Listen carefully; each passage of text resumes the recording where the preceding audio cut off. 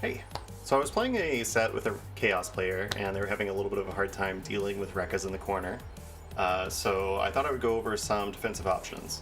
So the thing about Chaos is he's 5A is a little on the stubby side compared to some other 6-frame 5As. His next up from there is an 8-frame 5B. He's got a 11-frame 5C, 12-frame 2C, and 9-frame 2B is not really going to be used in this case on defense too much. Okay, so the classic is this, and this is pretty hard for Chaos to contest because he can't press an A normal, we'll just get hit. He can trade with 5B, but it's still not ideal, right? The other thing is this further spacing here, where you go to press 5B, and he walks back and punishes you for it. Now, you may notice there is just a slight difference in the spacing here.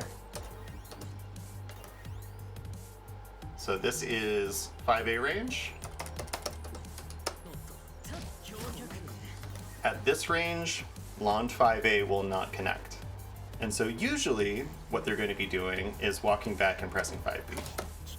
So a read that you can make is just pressing 2C on their walkback if you see that they're at this further spacing. Unfortunately, if they are at this further spacing and they just immediately press 5B again, you still get beat out. You can press 5C instead, and this won't call out walkback, but it'll at least take your turn. But it's not a trade that's in your favor. Actually, if I show this trade again, this is -6. This other trade is a little better. +4. But, I mean, either way, you don't really want to be trading, right? You want to just be getting out of there as effectively as you can. Another thing is if you do try and call out the walkback, that can happen.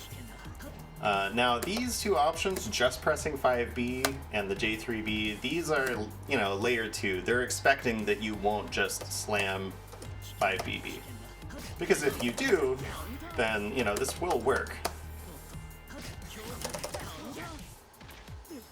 But generally speaking, the long player is going to be trying to back off to bait that, Now, you can be responding correctly to any of these, but if he does use a rekka follow-up, then you just get hit, right?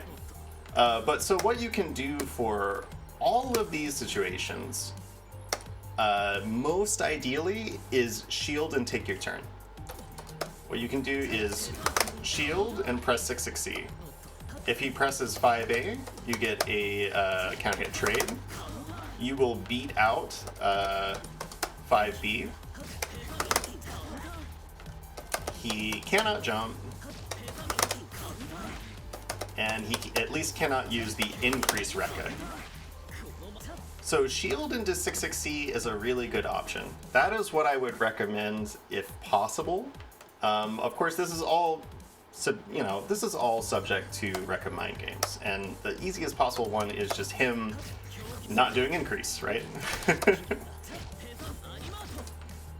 So let's talk about what you can do about rekka follow-ups more generally. One is that if he's using a rekka follow-up, especially if you see this overhead coming, you can react to it, then you want to always shield the second hit. This makes him go from -4 to -7, and you can get a punish. The punish is a little more awkward with Chaos because you have to micro-dash 5A. If you don't micro-dash,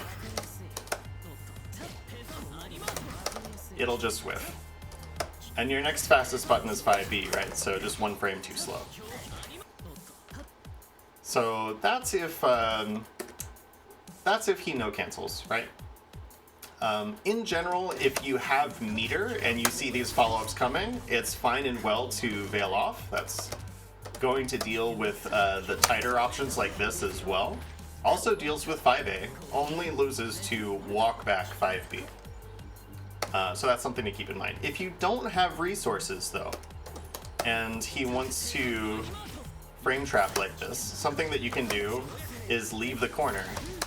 And you are minus, but if he's going for this kind of response, you can always OS. Now, if he commits to the full string, he can make himself safe, right? This is a good opportunity to guard thrust if you have 100 meter. Now, if he goes into third stage A and he does not spend meter, then you play the third stage mind game, and unfortunately this really sucks for Chaos and other 6-frame characters. Let me show you why. So, to get a true punish here, this is -5, you have to do a micro dash throw.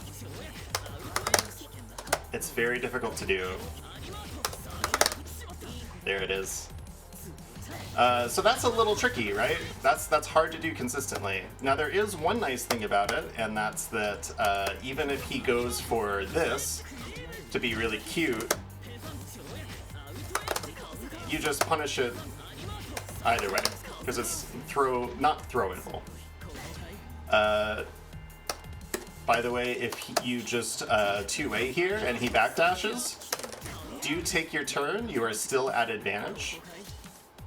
I guess the final thing about third stage RPS is if it gets really, really weird, really freaky, then he might try for this. Especially if he doesn't think that you can get that micro dash throw punish. So something that you can do against the backdash and, well, really all of these options is, assuming he's not going to be slamming throw, what you can do is just dash block. And if he whips that, you kill him. And if he backdashes, you would also kill him there. So, okay, just a few final notes here. Obviously, he can use other rekka follow-ups other than A into C. If he does double A, that catches you standing up. So a lot of characters that have to stand up in order to use their best option to contest pressure, that's how he can catch that. He can also do A into B. This is a huge cancel window, by the way. So this can definitely catch you flintstring. And if you are really antsy about it, that can happen. And sometimes I've even backdash 5B punished some throw attempts there. If you're really not sure on this B rekka, because obviously he can do this too, right? You can do a delayed rising JAOS, and you'll catch him out of the air that way. And you can often punish his backdash. So just a few other dynamics to keep in mind. So in summary, if at all possible, just take whatever option is most guaranteed for you. If you see this big ol' overhead coming at you and you have 100 meter, use Veil Off, Take whatever option is most guaranteed for you to get out of the situation. Okay, hope that makes sense. Bye.